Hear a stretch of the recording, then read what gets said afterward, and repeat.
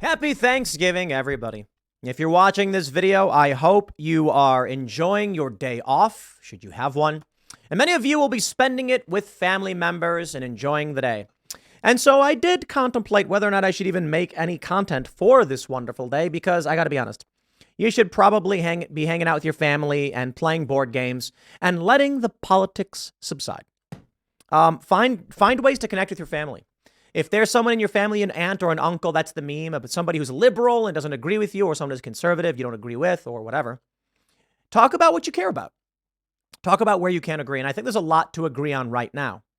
Particularly for most people, they don't support what Hamas did.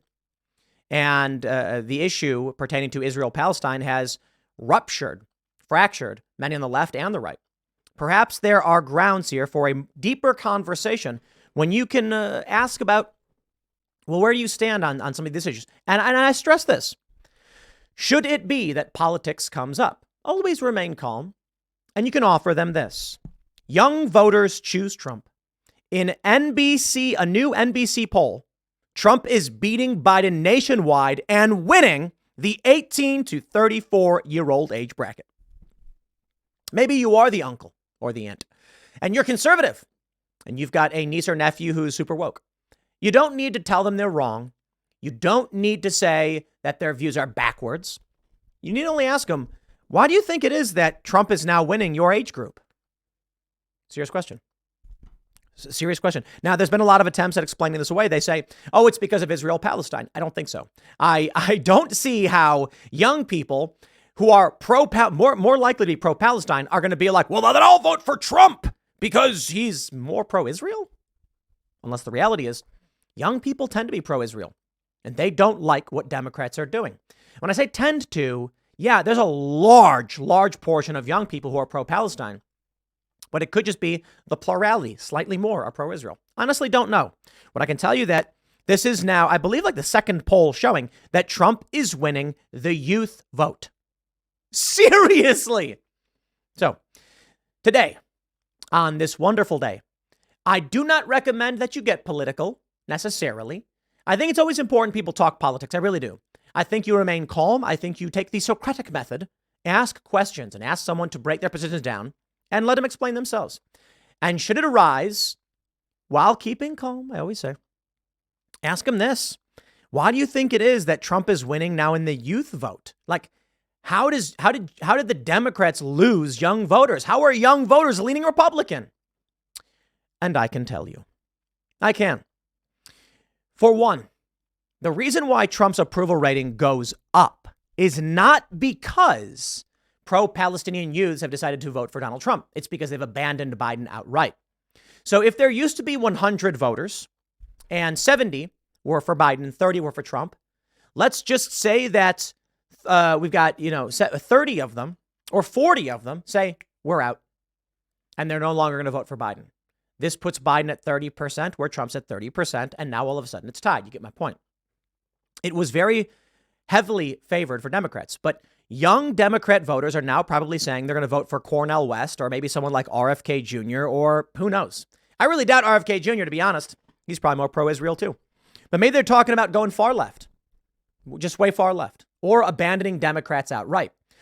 So what happens is when young people are polled, they say, who are you voting for? They're no longer saying Joe Biden. When someone then says insert Green Party, they say, OK, well, we're excluding those because we're looking at between Donald Trump and Joe Biden, who would you support? They'll say neither. And so it swings in favor of Donald Trump. That could be a big reason. But I do think there's another big reason, my friends, and that is baby making. I've been saying it for some time. More conservative kids means more conservative voters. In 2021, Gen Z support for gay marriage was 80%. As of 2023, it is now 65%. That shows an ideological shift, not a birth rate oriented shift. That is to say, Gen Z, doesn't matter how old they are. The question is, if you're Gen Z, do you support same-sex marriage? And they are saying no, which means conservative influencers are having a bigger impact. This is to be expected if the issue of reproduction is playing a role. Let me elaborate. I've been warning these liberals.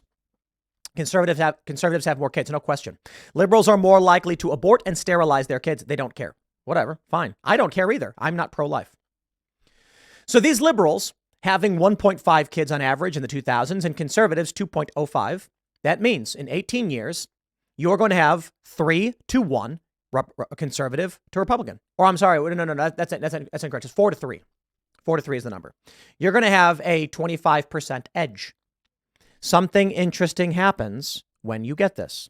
With more conservative children, more children going up to conservative families, there will be bigger societal pressure on leftist institutions as young people start saying no. A lot of people say they're trying to indoctrinate your kids, though, in schools. They don't have kids, they have yours. Fair, but they can't win. Young kids who grow up in conservative families will still retain conservative values to a great degree, creating market pressure on businesses to support the larger demographic. The question being, how much money can we make if we sell nachos? Okay, you can sell X amount. 80% of the population seems to enjoy nachos. That's your market cap. Now, let's say you're trying to figure out how to market to young people, but you have this very stark divide. You've got the woke, you've got the anti-woke. Guess what? There are slightly more anti-woke than woke because conservative kids outnumber liberal kids. Doesn't matter what the schools are saying. The nacho company then says, put more money into anti-woke commercials. We'll make more money if we do. Then commercials pop up and it's making fun of wokeness. The woke commercials fail. Woke people don't spend money. And then the businesses just start siding with anti-woke. And here we go. This is why young people will shift towards Trump, because then the institutional pressure shifts. Liberal kids born to liberal parents will want to fit in. And the television will say, be cool, be clean cut, don't be woke. And these young people are like, I'm not woke, because nobody wants to be the odd person out. Now, the pendulum swingeth. As conservatives, it starts to swing back in this direction. It eventually may shift in the other direction once again, as it often does. But it will be 100 years of this. I want to show you Joe Biden's job approval rating. Now, who likes Joe Biden? 18 to 34-year-olds disapprove of Joe Biden, 54%. And it's gone up since, interestingly, Trump's third indictment. Okay. In fact, with the attack on Israel, it's actually gone down a percentage. His approval has stayed stagnant, but disapproval went down. Kind of weird, I guess. Funny. 65 plus, disapprove. 50 to 64, disapprove. 35, 49, disapprove. Let's try this.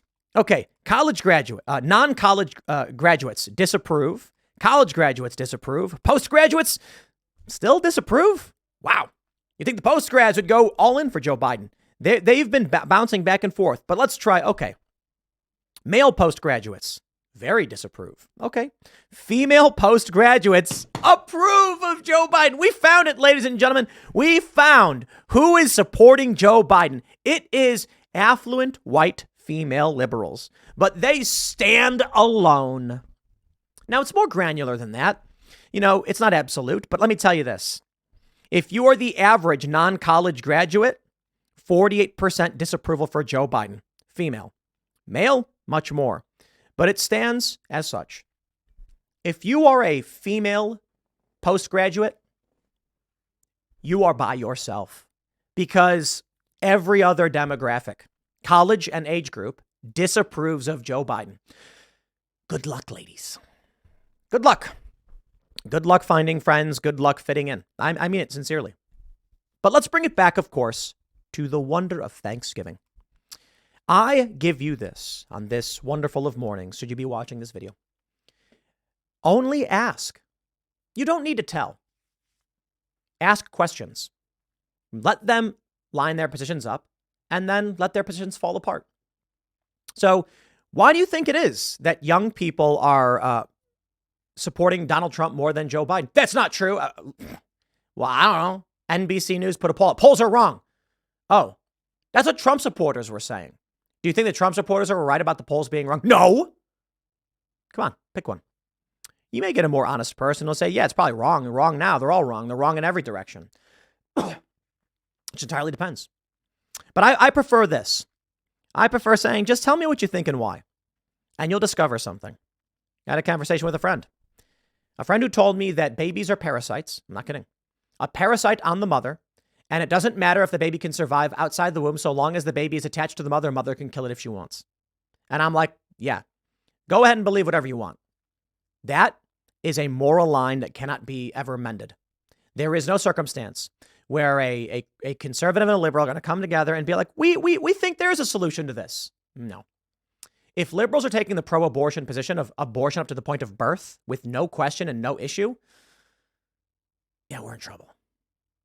Happy Thanksgiving, everybody. I sincerely mean it, and I hope you all have fun with your families. We got more segments coming up on this wonderful special Thanksgiving episode, and I will see you all then.